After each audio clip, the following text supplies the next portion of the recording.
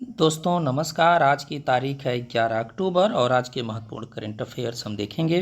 तो सबसे पहले जो समाचार चर्चा में है वह भारत तंजानिया निवेश फोरम की बैठक को लेकर के है, यानी निवेश और व्यापार को लेकर के भारत और तंजानिया के बीच वार्ता चल रही है। इस बैठक का आयोजन कहाँ किया गया, यह प्रश्न पूछा जा सकता है। तो यह बैठक हुई है नई दिल्ली में। इस समय जो तंजानिया की राष्ट्रपति हैं वो भारत की राजकीय यात्रा पर हैं, तो यहाँ के इनकी राष्ट्रपति का नाम पूछा जा सकता है। तो तंजानिया के राष्ट्रपति हैं सामिया सुलूहू हसन।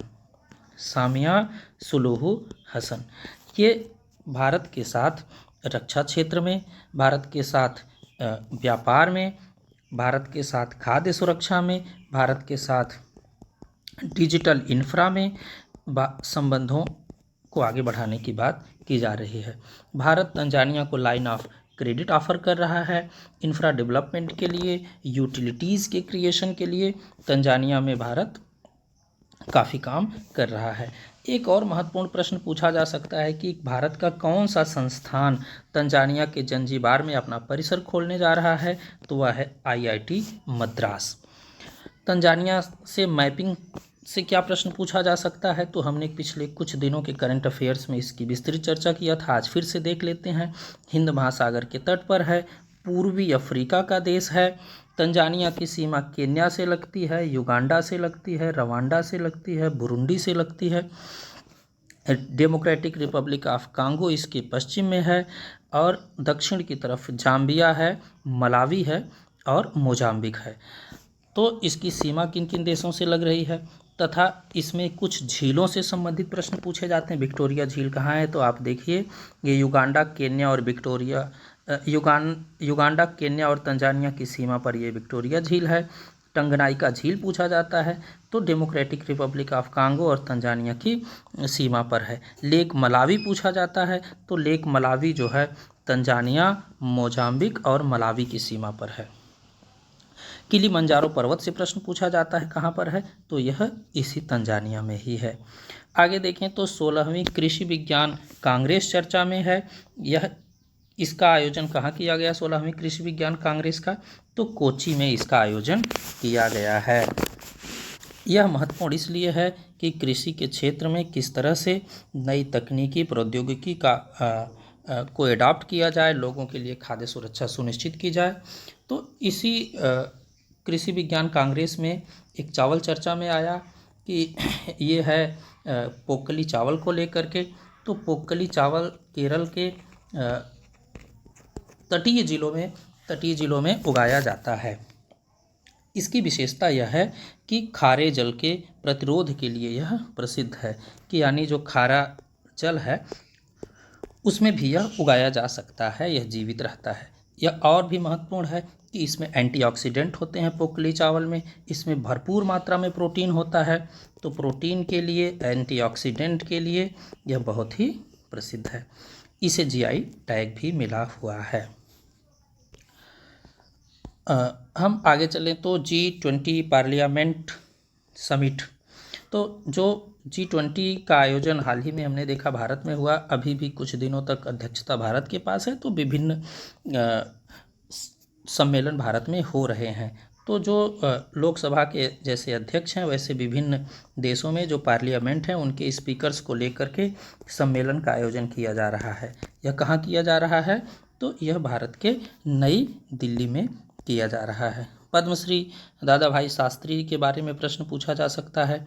ये इनका संबंध किससे है, तो दादा भाई शास्त्री जी संस्कृत के विद्वान थे। तो एक संस्कृत के स्कॉलर थे, भारतीय संस्कृत विद्वान थे। नांदियाड़ में इन्होंने ब्रह्मर्षि संस्कृत महाविद्यालय की स्थापना किया था। तो ये पूछा जा सकता है, ध्यान रखिएगा, नांदियाड़ से इनका संबंध है। यहाँ पर इन्होंने ब्रह्मर्षि संस्कृत महाविद्यालय की स्थापना इन्होंने किया था। अब देखिए IMF चर्चा में है। IMF यानी इंटरनेशनल मॉनिटरी फंड, अंतर्राष्ट्रीय मुद्रा कोष इसे हिंदी में कहा जाता है। इसने भारत की वृद्धि दर का अनुमान अभी लगाया है। तो ये वृद्धि दर कितनी है, तो ये है 6.5 3%। शुरू में ये इसने कम वृद्धि दर का अनुमान लगाया था, अभी इसने बढ़ा दिया है, तो ये है 6.3%। IMF से प्रतियोगी परीक्षाओं में बहुत प्रश्न पूछे जाते हैं, तो इसकी स्थापना कब हुई थी ये पूछा जाता है। तो यूनाइटेड नेशन के तत्वावधान में 1944 में एक ब्रेटन वुड्स सम्मेलन हुआ। कौन सा सम्मेलन हुआ? ब्रेटन वुड्स सम्मेलन हुआ। इसी में इसकी रूपरेखा तय की गई तथा 1945 में इसकी स्थापना कर दी जाती है। तो 1945 आप लोग याद रखिएगा। यह कुछ रिपोर्ट जारी करती है, वह कौन कौन सी रिपोर्ट है? तो दो महत्वपूर्ण रिपोर्ट जारी करती है, इसे आप याद रखिएगा। एक तो वर्ल्ड इकोनॉमिक आउटलुक। कौन सी रिपोर्ट है? World economic outlook. दूसरी रिपोर्ट है global financial stability. Global financial stability. World economic outlook जो है वर्ष में 2 बार आती है, ग्लोबल फाइनेंशियल स्टेबिलिटी भी वर्ष में 2 बार आती है। तो ये दोनों रिपोर्ट बहुत महत्वपूर्ण है। एक और रिपोर्ट वर्ल्ड बैंक की है, उससे आप लोग कंफ्यूज मत करिएगा, एग्जाम में पूछा जाता है। उस रिपोर्ट का नाम है ग्लोबल इकोनॉमिक प्रॉस्पेक्ट। क्या नाम है? Global economic prospect. तो जहाँ प्रॉस्पेक्ट लगा रहे, विश्व आर्थिक परिदृश्य की बात हो, तो उसे विश्व बैंक से जोड़ के याद रखिएगा। तथा वर्ल्ड इकोनॉमिक आउटलुक और ग्लोबल फाइनेंशियल स्टेबिलिटी, ये दोनों रिपोर्ट IMF की। ये फाइनेंशियल स्टेबिलिटी वाली इसलिए याद हो जाएगी आसानी से क्योंकि IMF का काम जो है, इसका उद्देश्य ही है वित्तीय स्थिरता को बनाए रखना दुनिया में। साथ ही इसके और क्या क्या काम है? तो वित्तीय स्थिरता को बनाए रखता है और क्या काम करता है? गरीबी कम करने को लेकर के दुनिया में IMF काम करता है तथा अंतर्राष्ट्रीय व्यापार को बढ़ावा देने का काम करता है और सतत आर्थिक विकास पर भी यह जोर देता है। तो ये IMF के बारे में कुछ फैक्ट्स थे जिन्हें हमने देखा। पीरियाडिक लेवल 4 सर्वे के बारे में हमने कल के करंट अफेयर्स में बहुत डिटेल में चर्चा किया है। आज हम केवल इतना देखेंगे कि एक इसकी जो रिपोर्ट आई है वार्षिक आधार पर जो रिपोर्ट जारी करता है, उसमें रोजगार या बेरोजगार दोनों के बारे में यह जिक्र करता है। तो अभी की जो रिपोर्ट आई, इसमें कहा गया कि जून 2022 से लेकर के जुलाई 2023 तक जो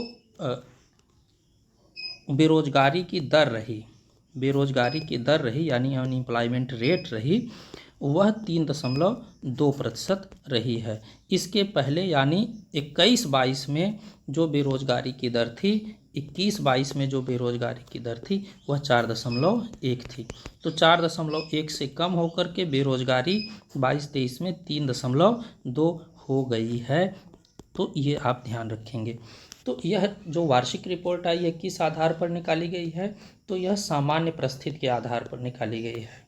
सामान्य स्थिति या सामान्य परिस्थिति का क्या मतलब है? इसका मतलब है कि जिस दिन यह रिपोर्ट निकाली गई उसके पिछले 1 साल में कितने व्यक्ति श्रम बल में बेरोजगारी का सामना कर रहे हैं, उस आधार पर यह निकाली गई है। हमने शहरी क्षेत्रों के लिए कल की रिपोर्ट में देखा था, वो किस परिस्थिति के आधार पर निकाली गई थी? तो वह साप्ताहिक परिस्थिति पर निकाली गई थी। तो ये वार्षिक आंकड़े किस आधार पर निकाले गए? सामान्य परिस्थिति के आधार पर। सबसे पहली बार 2017 में यह पीरियाडिक लेबर फोर्स सर्वे की रिपोर्ट आई। तो आज 6 सालों में सबसे कम बेरोजगारी की दर दिखाई गई इस रिपोर्ट में। तो पूछा जा सकता है कि पहली बार भारत के रक्षा मंत्री इटली और फ्रांस की यात्रा पर हैं। तो ये प्रश्न पूछा जा सकता है कि हाल ही में भारत ने किस देश के साथ रक्षा समझौता किया? तो इस समय इटली में रक्षा मंत्री जी हैं, तो इटली के साथ किया। तो R&D यानी रिसर्च एंड डेवलपमेंट में, समुद्री सुरक्षा में, समुद्री अभ्यास को लेकर के, समुद्री प्रशिक्षण को लेकर के, सेनाओं के बीच प्रशिक्षण को लेकर के और उत्पादन को लेकर के, रक्षा उत्पादों को लेकर के भारत और इटली के बीच समझौते किए गए हैं। इटली की लोकेशन देखें तो भूमध्य सागर का एक महत्वपूर्ण देश है। इसके पश्चिम में टेरेनियन सी है, लिगुरियन सी है, पूर्व में एड्रियाटिक सागर है। ये पूरा का पूरा जो इटली है ये भूमध्य सागर में स्थित है। उत्तर की तरफ देखें तो स्विट्जरलैंड और ऑस्ट्रिया, स्लोवेनिया से इसकी सीमा लगती है। उत्तर और पश्चिम की दिशा में फ्रांस से इसकी सीमा लगती है। तो ये महत्वपूर्ण है। इटली के कुछ द्वीप याद रखिएगा, जिसमें सार्डिनिया वगैरह है, यहाँ से प्रश्न पूछा जाता है। अब देखिए एक बहुत महत्वपूर्ण समाचार फार्मर प्रोड्यूसर ऑर्गेनाइजेशन मेला को लेकर के है। इसे समझने की ज़रूरत है, इससे बहुत सारे फैक्ट्स हम देखेंगे। तो यह मेला कहाँ लग रहा है ये समझ लेते हैं। तो नई दिल्ली में लग रहा है ये। इससे जो प्रश्न पूछा जाएगा वो और भी हम समझते हैं।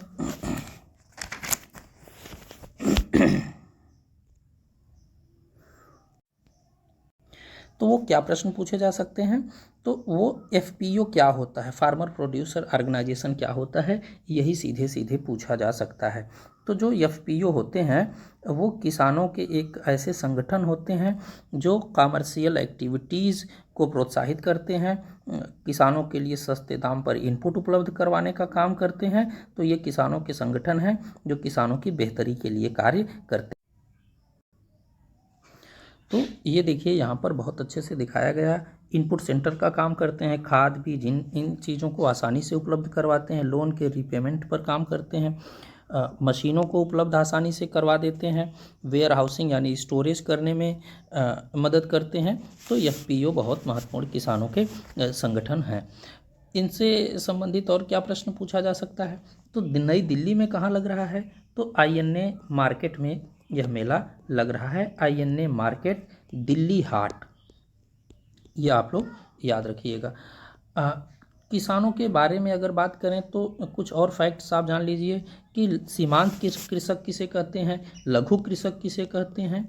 तो ये जिनके पास जोत का आकार, खेत का आकार, कृषि जोत 1 हेक्टेयर से कम होता है उन्हें सीमांत कृषक कहते हैं। जिनके पास 1 हेक्टेयर से अधिक और 2 हेक्टेयर से कृषि जोत होता है उन्हें लघु किसान कहते हैं। एक और कैटेगरी बनाई गई अर्ध मध्यम किसान की। तो अर्ध मध्यम श्रेणी के किसान कहे जाते हैं जिनके पास 2 से 4 हेक्टेयर कृषि जोत हो। मध्यम किसान कहे जाते हैं 4 से 10 हेक्टेयर तक के किसानों को। और बड़े किसान वे किसान हैं जिनके पास 10 हेक्टेयर से अधिक की ज़मीनें उपलब्ध हैं। ये ध्यान देने की बात है कि आज भारत में 2165 से अधिक एफपीओज़ हैं और इन एफपीओज़ के माध्यम से लगभग 8 लाख किसान ऐसे हैं जो ऑनलाइन प्लेटफार्मों पर व्यवसाय कर रहे हैं। तो एक प्लेटफार्म है ओएनडीसी, ये बहुत महत्वपूर्ण है। इसका फुल फॉर्म है open network for digital commerce. तो ONDC, open network for digital commerce. इस छोटे किसानों के लिए संभव नहीं था कि डिजिटल प्लेटफार्म पर सीधे व्यापार करें।